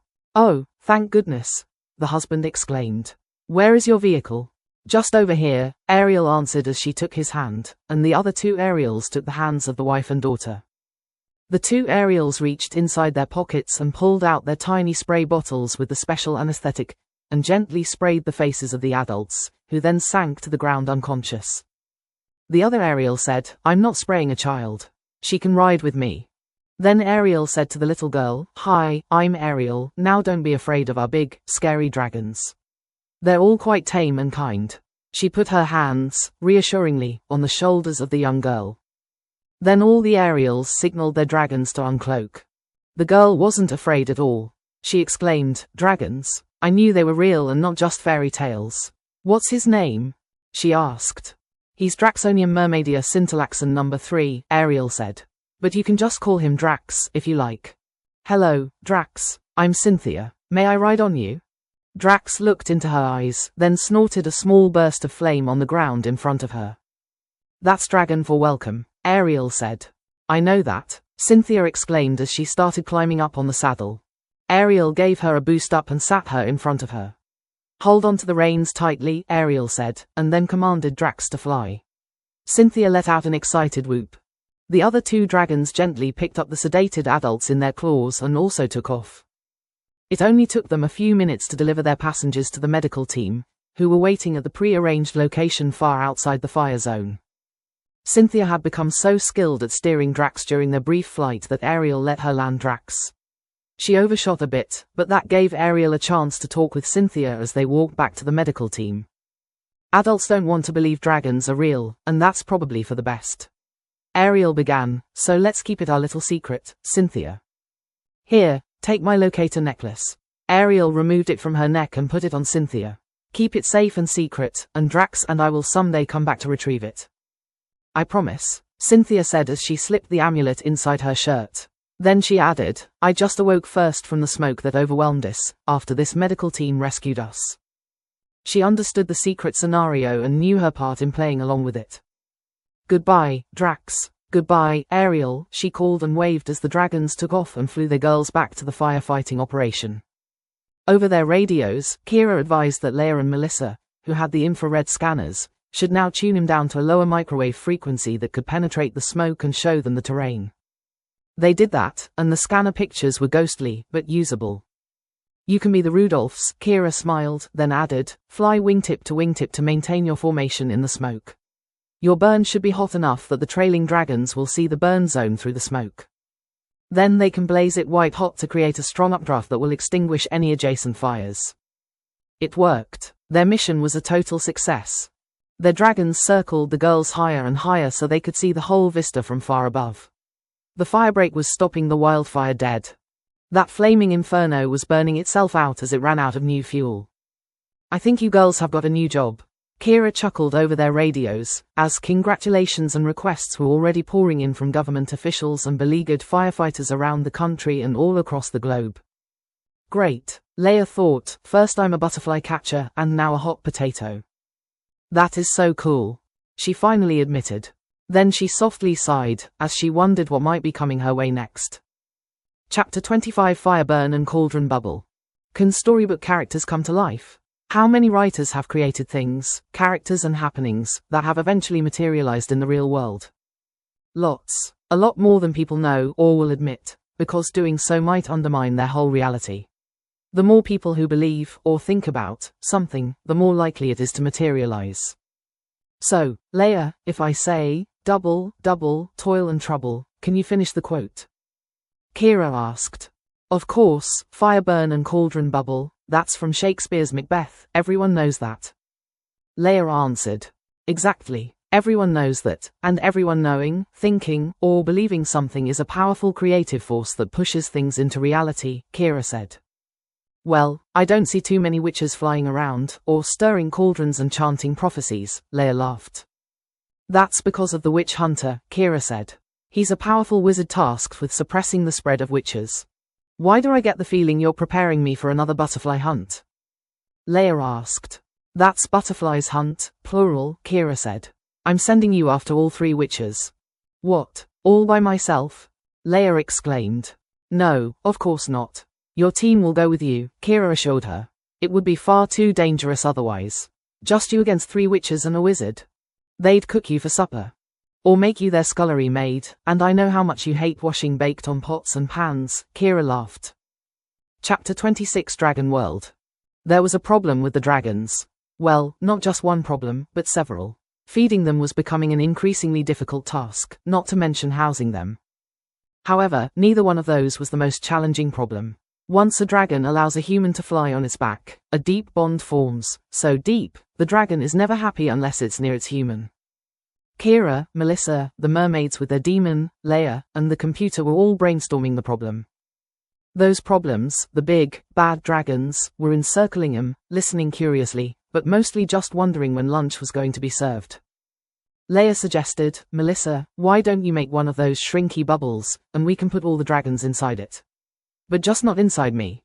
She laughed and exclaimed. Then she continued, and we can just drop in some crumbs to feed them. The crumbs will shrink too, Melissa explained, so they won't be enough for them. You know, I think Leia might be onto something, Keira mused, then looked at Melissa and asked, you learned your shrinky skills from the sunspots, right? Yes, indeed, Melissa answered. Sunspots are actually exponential, quantumly entangled, spacewalk tunnel funnels that connect with other suns. The big black sunspots that form in the downward magnetic fields on our sun are the entry gateways to other suns, and the tiny sunspots that form in the nearby upward magnetic fields are the exit portals of the sunspots on the other suns that are currently linking with ours. Keira continued, I know a world that would be an ideal place for the dragons to hunt, feast, and sleep, but they would never go there without their humans. The computer just sighed to itself as it calculated in a nanosecond the obvious solution. But it suggested modestly, we have the technology to create tiny, two-way sunspot crystals. I can put those crystals in pretty diadems, or necklaces, that you girls can wear. Then we can permanently link them with Keira's dragon dream world, so your dragons will always be near you, just a few light years away. A distance they can cross in a blink to be back with you. When they fly out of your crystals, they'll expand to their normal size and mass. The reverse of what will happen when they fly into them. I'll also add a DNA identification filter to the entry portals, so only your dragons can enter and exit. The computer was having a difficult time analyzing the paradox that would form if Leia stuck her finger into her portal, just to see what would happen. Hence the definite necessity for an exclusive DNA identity filter. We'll have to test it, to make sure the dragons are okay with it, and can return instantly if you girls need them. Keira said, they should be able to hear your thoughts, if you call them. We can test it on Leia and her dragon. Keira smiled mischievously, shaking her head and wrinkling her nose at Leia. Leia just rolled her eyes and gave her dragon a sweet treat as she petted him and said, don't worry, you'll be okay. Keira usually knows what she's doing. After all, she's the goddess of the universe, isn't she? Leia smiled, but wondered if maybe Keira might actually be. Chapter 27 Preparing for the Witch Hunt. Keira told the girls to always wear their dragon diadems whenever they were on official business, or when the dragons were away from home. Besides having their sunspot crystals in the center of them, Keira had their diadems designed with a particular arrangement of diamonds and rubies, showing everyone the wearers were official representatives of the goddess of all creation, kind of like police badges. Beautiful, but beware. Every dragon had adapted quickly to its spacewalk tunnel to Keira's distant dragon world. Flying through it was strange at first, but fast, lightning fast. The sunspot crystals now permanently link the dragons with their mistresses. All that the dragons had to think was, home home home, and they were instantly flying back through the tunnel to the sunspot crystal embedded in the diadem on their mistress's head, from which they soared, and instantly regained their normal size and mass. Everyone and their dragons were sitting around the evening bonfire in the secret garden, which had become their soiree destination and mission meeting place. Keira said, I think you girls, and your dragons, are ready for your next butterfly mission. This one is going to be a bit strange, but I think you are all getting used to weird, aren't you? She looked around at him, then settled her gaze on Leia. So did everyone else. Why is everyone looking at me, like I'm the weakest link in the chain? Leia exclaimed. Everyone smiled at her. They all loved Leia deeply and were just offering her reassurances and moral support if she needed it. After all, whether she admitted it or not, Leia was their leader, and she did have the biggest, baddest dragon, so together they were the natural front-runners. Putting your scariest warrior in the vanguard for the enemy to gaze upon is a good military tactic, demoralizing the foe before the battle even begins. Enjoy a hearty supper and get a good night's sleep, everyone. The mechanic robots are installing small nuclear reactors in your cars to keep your batteries always topped up during your trip. I'm not sure of the exact timeline of this mission. It may take longer than anticipated. Demon is going with you on this one. It's his first sortie, so take care of him, Keira said. Earlier, she had told Demon, this mission is going to be especially difficult, I'm sending you with them. Keep an eye on them and take care of them. Demon growled and raised his sharp claws, suggesting that anyone threatening them would have to go through him first. Keira knew that would be a scary enough prospect to give any adversary second thoughts. Chapter 28 The Island in the Middle of Nowhere. The next morning, Keira called everyone together for a final meeting. She instructed all the girls to send their dragons to the dragon world. Then she continued, you'll need to call them back for your transportation beyond the driving zone. Leia raised her hand. Keira smiled at her and said, this isn't school, Leia. Just interrupt if you have a question. What is it? What's beyond the driving zone? Leia asked. Well, that isn't easy to describe. Keira began describing it. There's a deep void, a bottomless pit, and off in the distance, in the middle of it, there's a floating island shrouded in darkness. It doesn't look very far away, but it is. In fact, it's apparently impossible to reach. Anyone who has ever tried has never returned. I knew I shouldn't have asked, Leia groaned. None of them had dragons to fly on, Keira clarified. I think your dragons will make it. Also, pack your fire suits, they also work against the cold, you never know what you might run into. Remember, you are dealing with witches and a wizard. Then Keira summarized, all your cars have been serviced and are ready to rumble. Try not to wear out your tires with unnecessary antics. She smiled at Leia. Leia shrugged innocently and pointed at the mermaids. They're a lot worse than I am. Why do you always look at me? She asked. Who taught them? Keira sighed rhetorically, then added, lunchboxes have been made for everyone, but eat sparingly, it's going to be a long drive. Your roadmaps have been updated with the last known route. That doesn't sound very encouraging, Leia said. Oh, it'll be a piece of cake, Keira assured them. Leia remembered all the times Keira had tried baking cakes in their college dorm, and how many times she had to replace the smoke detector batteries. She just shook her head, and said, let's go girls, we've got some witchy women to find. Then she added as an afterthought, girls and demon. She wondered if nitroglycerin might actually come in handy. Chapter 29 Never Never Land. It was fortunate that whoever had built the underground network of tunnels also included rest areas where they could pull in, park and relieve themselves. After driving all day, and into the night, Leia finally pulled into a rest area and said, let's catch a few hours of sleep, guys. If I'm reading our map correctly, then we're not even halfway there yet.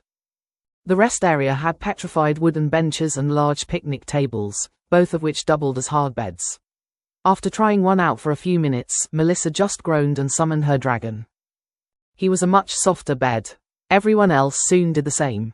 Demon, of course, didn't have a dragon, but he had his choice of 7 soft, comfortable mermaids. So, everyone got a good night's sleep. Melissa awoke early and made a pot of porridge. Hunger is the best sauce, as the old saying goes, and the little that was left after everyone had their fill was quickly cleaned up by Melissa's dragon before he and the others were all sent back to their dragon world, where they easily caught their own delicious breakfasts. Another long day of driving gradually devolved into the game of who can pass Leia. "Those sneaky devils," Leia exclaimed. "They're using their water tag tricks against me." Melissa just tightened her seatbelt and closed her eyes, pretending she was sleepy and not really car sick. She feared Leia would never forgive her if she threw up on the leather upholstery of her Zumo Alto. Their driving games helped the long day pass quickly, and before they knew it, they were there. But where? The passage suddenly widened into a vast vista that fell away precipitously down into some bottomless deep. And there it was, just as Keira had described it, a dark, foreboding island just floating there in the middle of nowhere. "It doesn't look very far away," Leia observed. "Neither does the moon or the sun," Melissa said, remembering what Keira had told them about its optical illusion of closeness. Leia stared at it long and hard. "I think we should sleep here for the night," she said. "I don't know if they are watching us, or even if they can see us, but let's give them a chance to consider us and our dragons, so they don't do something rash and ill-considered. Everyone call your dragons. We'll camp for the night and try to cross tomorrow."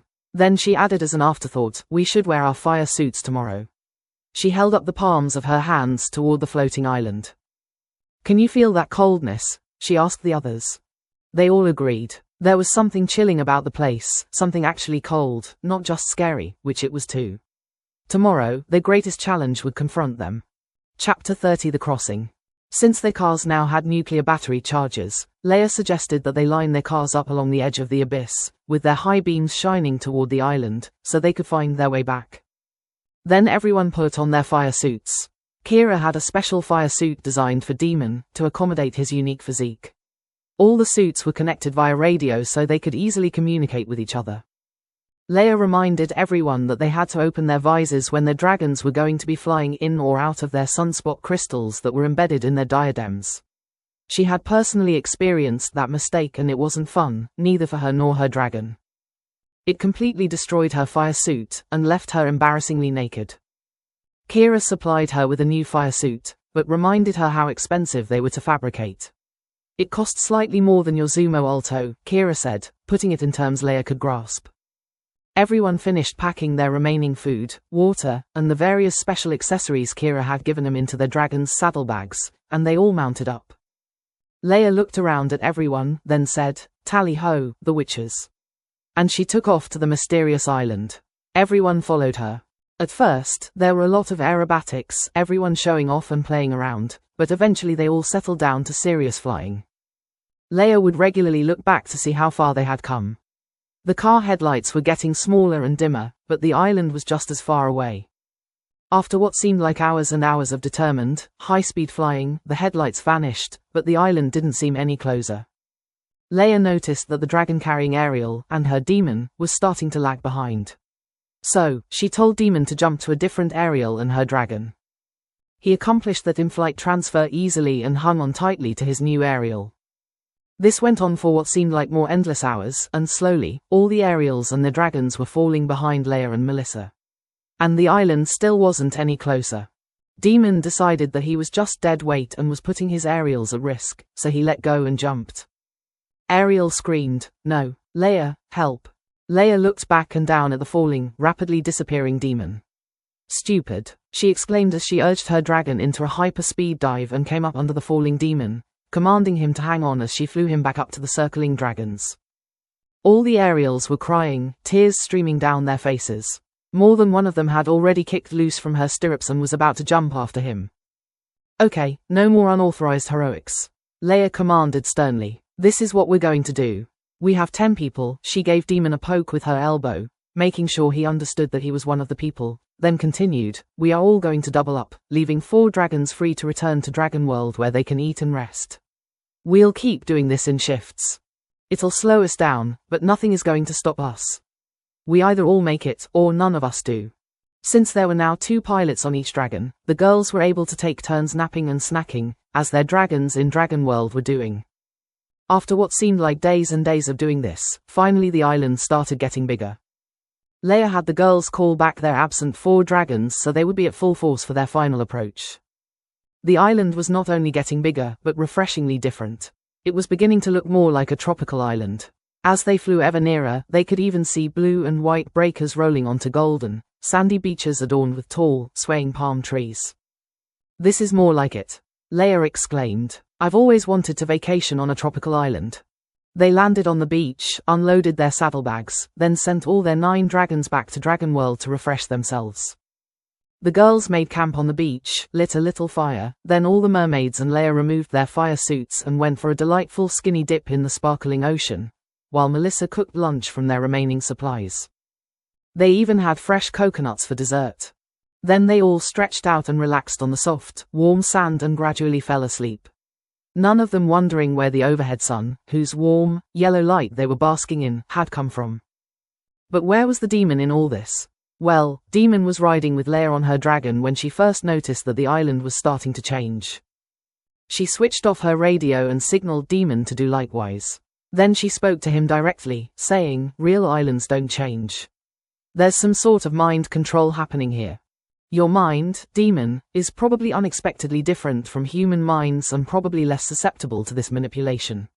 We need to get you secretly onto that island so you can be our 5th column. Do you think you can handle that?"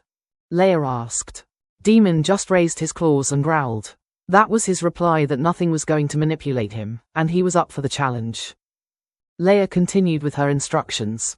"I'm going to set up a diversion, and Ariel is going to cloak her dragon and take you to the island unnoticed. You'll have to figure things out for yourself from there. Do your best to protect and defend us," Leia said, as she unfastened her dragon's electronic cloaking device, set it on manual, and gave it to Demon. Then Ariel picked up Demon from Leia's dragon, and he explained the plan to her. Leia then hand-signaled to everyone to turn their radios back on. Leia had foreseen that they might need a diversion at some point during their trip, and had it all pre-arranged to be activated when she spoke the signal word, kumquat.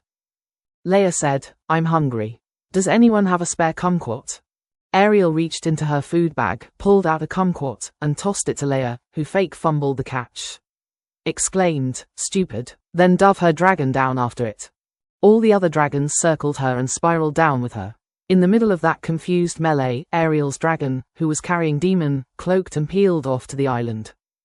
She dropped him off, also cloaked, then quickly returned to the still swirling mess of dragons, joined the mix and uncloaked when she was on the side away from the island. When the tornado of dragons finally dissipated, and they all ascended back to flight level, they regrouped tightly together, and finished their flight to the island, hoping whoever might be watching them wasn't closely counting how many passengers there were. Besides, Demon had been lost before, maybe he was just lost again, this time permanently. Chapter 31 The Wizard. When Leia first awoke, she was afraid to open her eyes. She expected to find herself chained naked to a dungeon wall somewhere, with spiders and scorpions crawling all over her. In fact, she could feel some right now, one on her arm, and another walking across her forehead. Nearby, she could hear the Ariels all screaming in pain as they were being tortured mercilessly. Melissa had probably already had her pretty wings plucked, been cooked and eaten for supper. She could hear Demon struggling and grunting, engaged in a fierce battle for his life. But she was no wussy. She would die like a defiant Valkyrie, and spit in the face of death. She opened her eyes, ready to spit. There was her beloved Melissa, looking down at her sweetly, holding her arm and softly running her fingers over her forehead. "She's awakening," Melissa called excitedly to the others. All the mermaids stopped their wild laughing, shouting, and squealing as they played bouncing beach balls in the pool, and quickly swam to the end of the pool nearest Leia, all looking up at her lovingly. Demon, who had been sharing a toast with some strangely familiar figure, stood up from his lounge chair and raised his glass to her. The stranger also stood and nodded his warm welcome. Leia tried to rise on her elbow, but sank back weakly into her soft lounge. "Take it slowly, my love," Melissa advised. "You're still recovering from those stupid coma coconuts we ate on the beach. They were planted there as a kind of soft defense against the unexpected arrival of unknown visitors. You'll be right as rain soon." "Is that Carl?" Leia asked, staring suspiciously at the stranger, who was slowly walking around the pool toward her. I never knew Carl, my dear, but he's very nice. Mysterious and rather old-fashioned in his manners, all very formal and polite. But, I think you'll like him. I certainly do, Melissa said. Welcome, Princess. The stranger bowed, then said, please accept my deepest apology for your unfortunate ingestion of those poisonous fruits on our beach. I've ordered them all cut down and burned. They are gone now forever. You didn't need to do that, you could have just put up a warning sign, Leia admonished him. Yes, you are right. I should have done that. I'm sorry, he apologized. Yes, well, trees are precious and rare, they don't grow on the sun, you know. She reprimanded him further. Melissa touched her arm and whispered, they actually do, my dear, really big ones. What? Leia asked, how can trees grow on the sun? Wouldn't they just burn up? She asked. They're made of iron plasma, my love, but that's another matter for another day. We had better just stick to business right now. She nodded back to the tall, dark stranger who was politely waiting. Are you Carl? Leia asked bluntly. I am your servant, the wizard of this domain. My name is Calax Quizzes Terrestria, your majesty, he bowed again. You may just call me Cal, if you prefer. I'm yours to command. You're not Carl? Leia asked again. You sure look like him. Perhaps some distant relative. I awoke here with no memory of my past, he explained. Then, for all you know, you may actually be Carl. Leia persisted. If it pleases you, Highness, he bowed again, spreading his hands wide. Do you remember Keira, the goddess of all creation? Leia asked, cutting right to the core. The wizard hesitated. There was some elusive memory there, lurking just beyond his recall. Is she the goddess of the universe? He asked tentatively, as he slowly started remembering her. Yes, that's her. Don't you remember her? She's been looking for you everywhere. Well, not here, Leia admitted, then it suddenly dawned on her what they were doing here. Flying frisbees, she exclaimed. This was the last place for her to look. Oh, she's going to be so happy. She loves you so very much. As I do her, the wizard whispered softly, overwhelmed by her memory. Then he called out loud, Keira, as if she could hear him. Chapter 32 The Weirding Magic of the Wayward Sisters. Bubble, bubble, transcend trouble, find our witch, on the double. A beautiful rainbow bubble quickly expanded from their steaming cauldron, and grew bigger and bigger and bigger, never stopping until it found the wayward witch they were seeking, and had her safely in its cuddle. However, every guy who had been threatening her saw something entirely different than a beautiful bubble. Something so terrifying that he instantly fell to the ground, frozen like ice to his very core, awakening only after a long, slow thaw. Awakening to the haunting, vague memory that something so terrible had just happened that he would never, ever, dare trouble any girl ever again, especially if she seemed, even vaguely, in any way weird or witchy. Leia had asked to meet the three witches, so Carl, as he now called himself, had invited all Keira's princesses, and his old, and only, male friend, Demon, to attend one of their seeking ceremonies. This one was happening after twilight, so the visual effects were stunning. Ariel was watching closely as the bubble returned and gently deposited the arriving witch on the low dais beside the cauldron.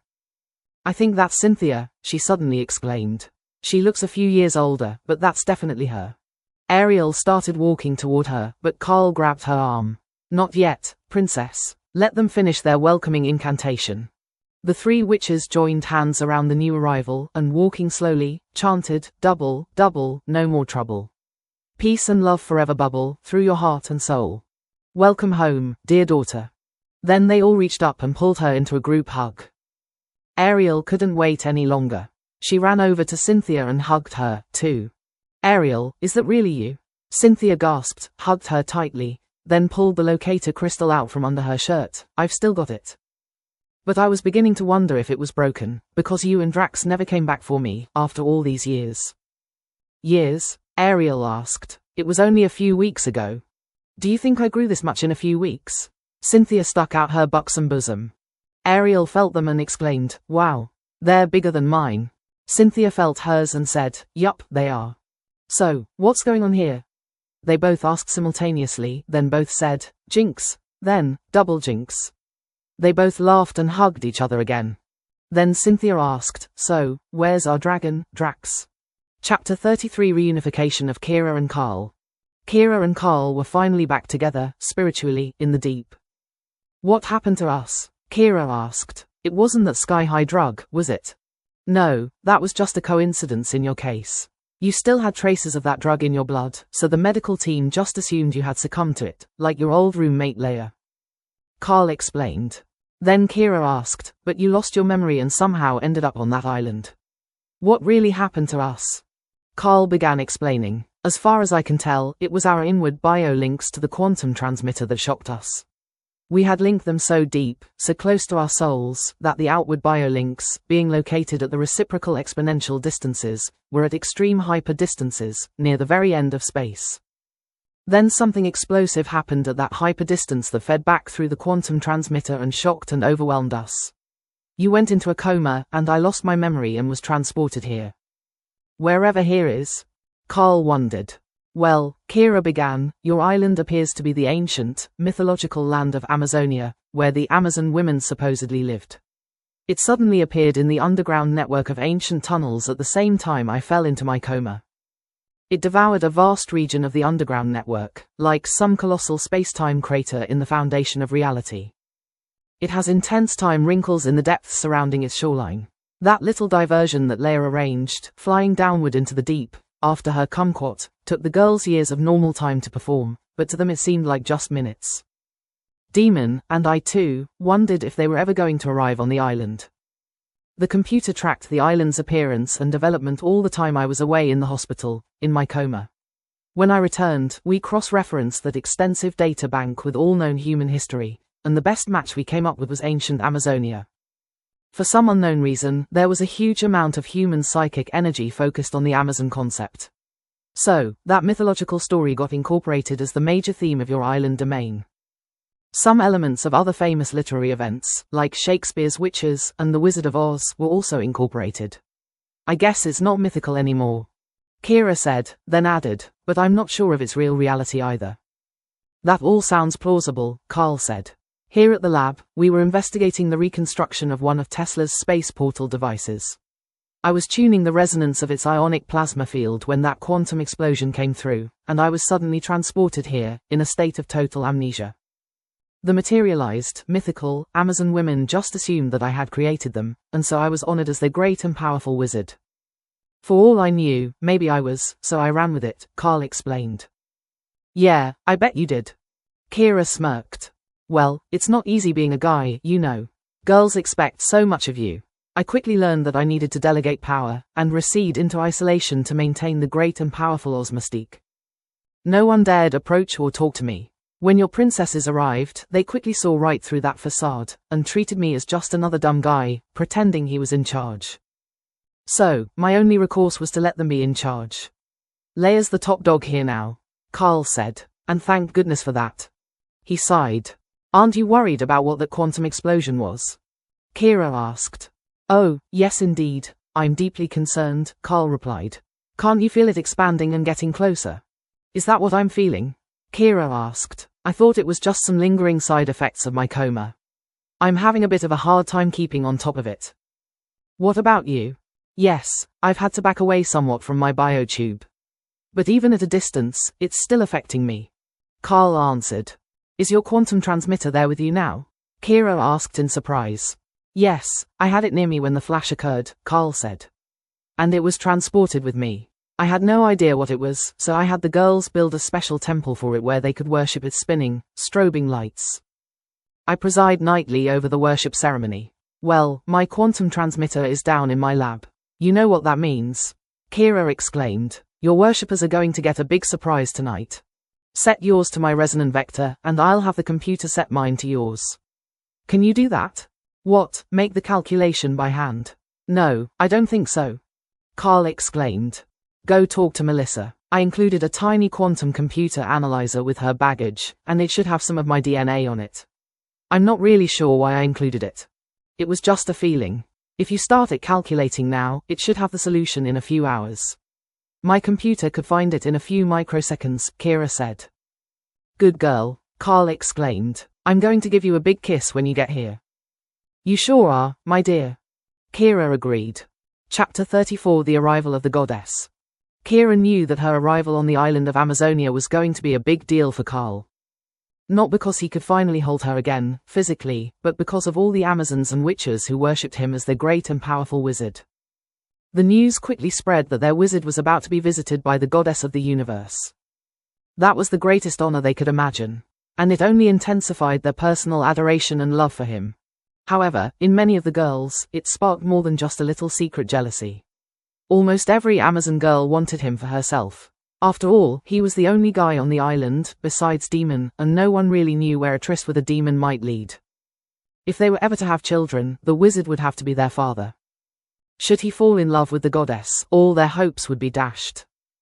Unfortunately, a plot to kill the goddess was rapidly developing. Insane desire was blinding them to the dire consequences should they actually succeed. Somehow, Keira sensed all this.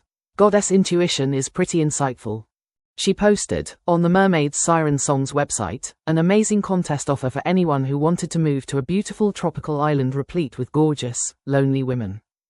All they had to do was correctly guess Ariel's secret middle name, promising to keep it secret forever, then come to Keira's address before midnight tonight. Keira just smiled at Ariel's plethora of new, secret, middle names. There were thousands of contest winners, mostly male. The resulting traffic snarl of abandoned vehicles would take the roadwork crews many weeks to untangle them all and tow them away. Keira had her portable quantum transporter moved to just inside the front door of her house, and she marched all the winners through the portal as they arrived to claim their prize. By the time Keira, herself, finally transported to the island, the crowd of female worshippers had dwindled to nothing, siphoned off to the wild party, with gorgeous guys, raving in the valley below. Carl just shook his head at her when she finally stepped out of the swirling portal. He walked resolutely up to her, grasped her hungrily, and squeezed her tightly in his arms. Then gave her the big kiss he had been promising. Chapter 35: The Island. Now that Keira and Carl were back together, they decided it was finally time to figure out what was really going on with this island. First of all, Keira wanted to get a good look at the whole territory. "Well, I don't think that's going to be possible," Carl said. "Nobody has been able to explore the whole island. We've been all around the shoreline. That's simple, it's less than 100 miles around. Then it's about 31 miles across," Keira estimated. "You think that," Carl said. "But when you try to cross the island, you can't even get halfway. There is no halfway, there are just more and more varying landscapes. Lakes, rivers, pastures, forests, hills and mountains. The Amazons have even found what appears to be an inland salty sea, itself with an endless shoreline, and stocked with abundant sea life, both familiar and unknown." "It sounds like the Mad Hatter's Tea Party," Keira said.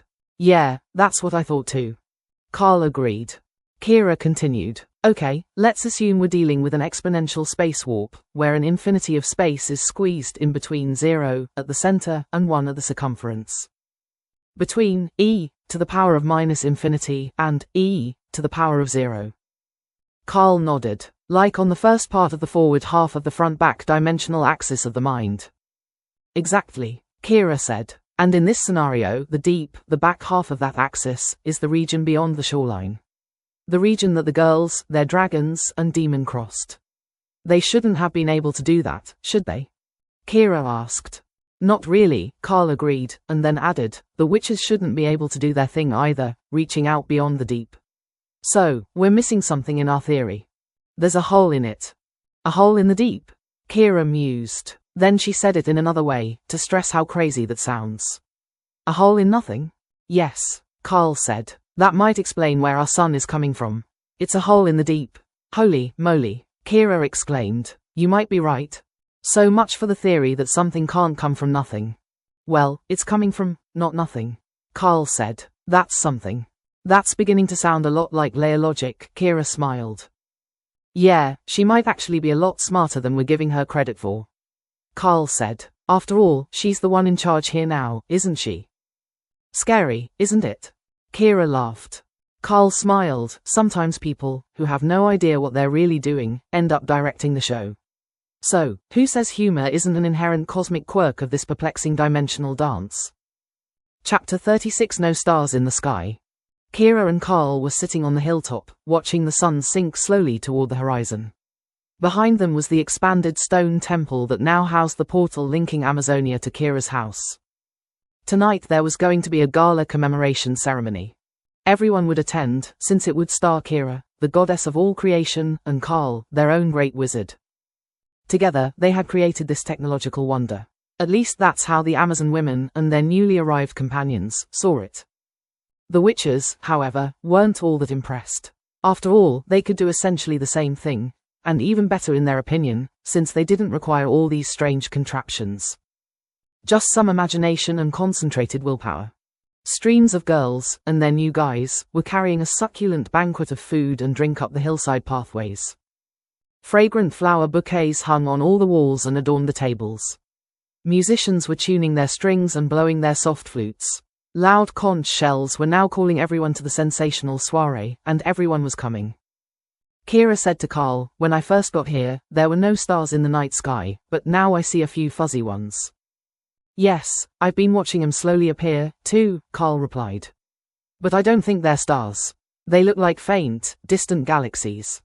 Keira continued, "I've been watching the sun, and it looks like it's embedded in some sort of invisible shell that is rotating around this island. The stars, or galaxies, seem to be embedded in a more distant, slower rotating shell. Have you noticed that?"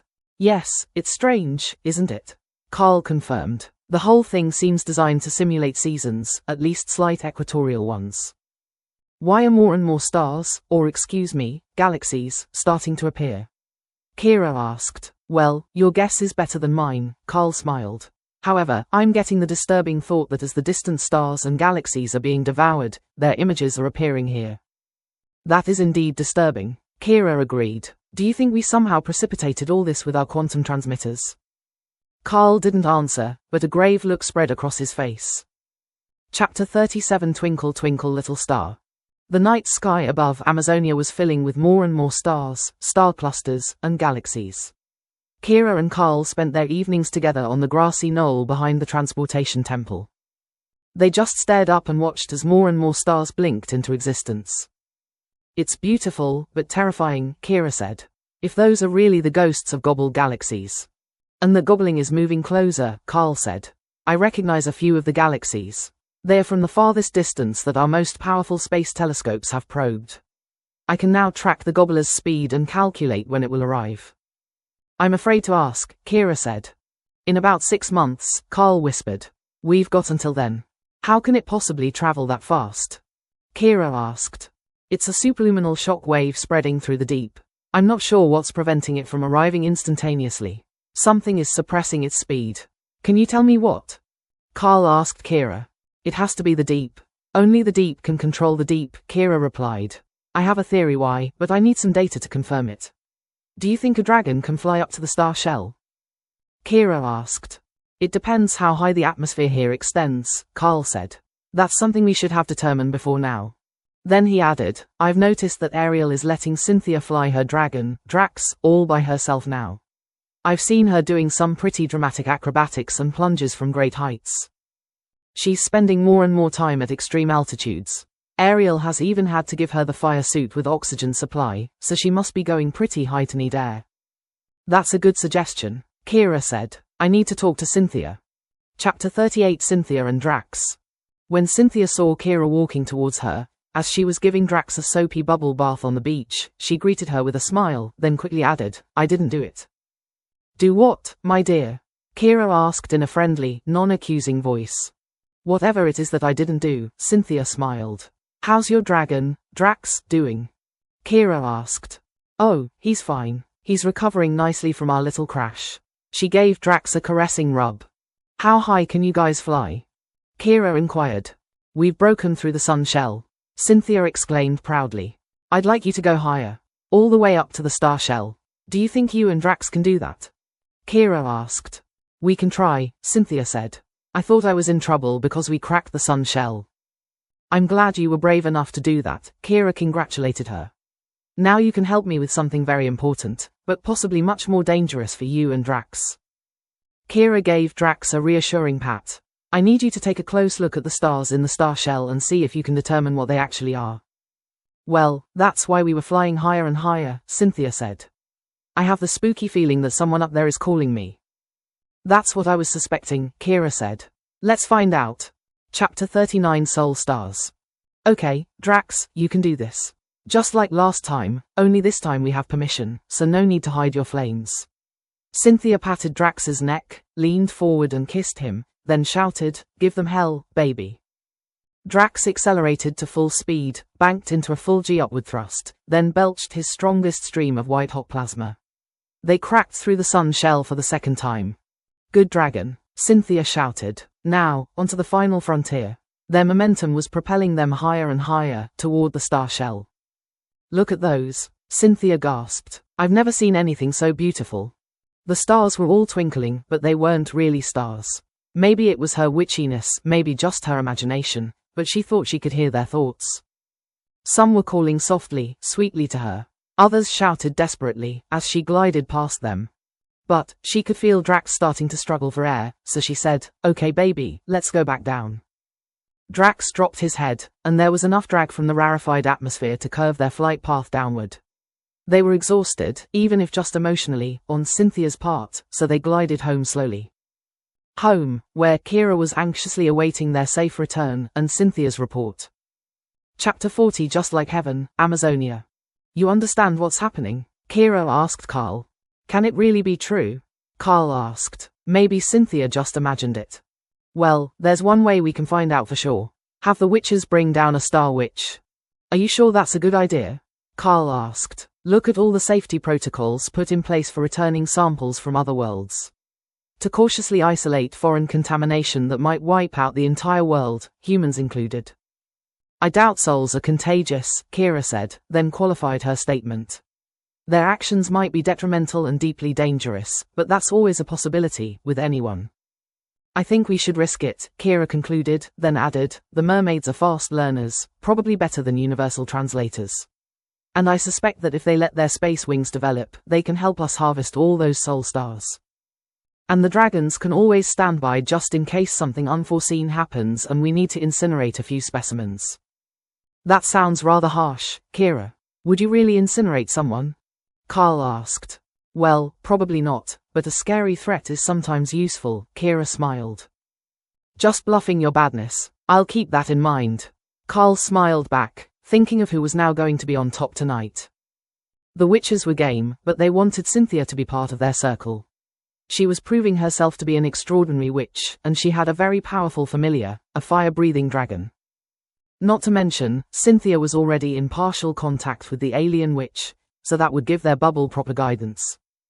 They decided on a nighttime ceremony to more easily see where the bubble was going, and which star it was going to get. When the bubble returned, it had not one, but an entire coven of alien witches. One of them, who appeared to be their leader, smiled and nodded her head at Cynthia, then slowly approached her and held up her hands, nodding for Cynthia's approval. Cynthia nodded, then the alien witch placed her hands gently on the sides of Cynthia's head. Their minds linked, and they exchanged thoughts, understanding each other perfectly. "Thank you so much for bringing us into heaven," whispered the alien witch, who called herself Xandra. "You think this is heaven?" Cynthia asked. "Of course. We've had that prophecy since ancient times that we would someday be raptured into the sky and carried to heaven by angels. And here you are, and here we are." She kissed Cynthia's cheeks, then bowed and stepped backward to her coven. "You're not going to believe this," Cynthia said to everyone. To Keira, Carl, Leia, Melissa, the mermaids, the dragons, Demon, the wayward witches, and everyone else from the village who had gathered to watch the strange ceremony. "This is heaven, and all those stars shining above are souls who have been raptured from their worlds and brought here to be with us." There was a stunned silence, then Keira sighed, "At least there's lots of room." Then she directed Leia to arrange temporary lodgings for them. That wasn't difficult, since almost everyone wanted a celestial being to be part of their family. The new arrivals were all warmly welcomed into the ever-growing, fascinating, celestial community of Amazonia. "Maybe this really is heaven," Leia mused. "After all, the goddess of all creation is living here with us," she smiled. Then wondered what was coming her way next. The end of the deep. And the beginning of heaven.